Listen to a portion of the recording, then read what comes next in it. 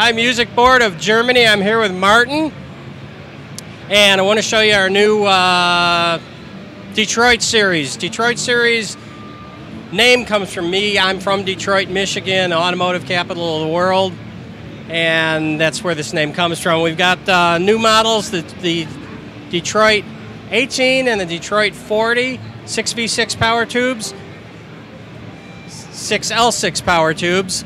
We have a power switch on both for full, half, and minimal watts, 5 watts here, 1 watt here. Both amps are 2 channels with a lot of cool features.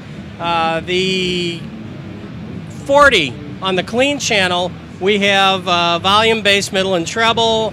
As all our stuff, we have a really great sounding clean channel. It's just what we do. The overdrive channel, gain and a master, or volume, treble, middle, and bass. We have a unique knob called torque, kind of relates to the automotive thing. And what it does, it's basically a mid boost, or it smooths it out like the Roadster version. To the left, to the right, it is the much more aggressive sort of muscle car, Detroit muscle car feel. And the cool thing about this knob is when you turn the knob, the volume doesn't change. So you can turn the knob and do the EQ and you don't have to compensate for the volume. Both amps have a digital reverb in them that sounds quite good. The 40 has a foot switchable boost, just for a solo boost. It's not gain, it's just not volume. And you can preset that on the pedal for one channel, the other channel, or both, right here.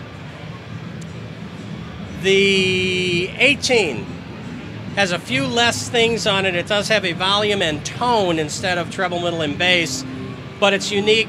Again, the tone control is unique in that when you turn the knob, you're actually turning treble and bass up and down at the same time instead of just a tone control like a high cut. I want to show you the back of both models. Same features on both. This one's a little bit bigger. You have a loop with a level switch. You have an MP3 in if you want to plug something in and play along with it. We do have the XLR out, cabinet voiced output, and on both models we have a silent mode on the front. You can play live through a speaker or you can switch to silent, and it switches a load to replace the speaker inside the amp. So the XLR out is tapped directly off the speaker output. It's not just a preamp out. In addition to that, the XLR output has a 5-position voicing switch for 112-212 open, 112-212 closed, and a 412 cabinet. So you have a choice of EQ curves or cabinet simulations from the output. So you can use it live, it's always active for live, or you can use it the head by itself with no speaker and just plug in a recorder, whatever you want. The last pretty cool thing that's not obvious is a headphone output. A lot of amps have headphone outputs, not a lot of tube amps, but when they do, they sound very small and they're mono. In this case, we have a neat mono to stereo conversion. It's not digital, it's not a delay, it's not a phase shifter.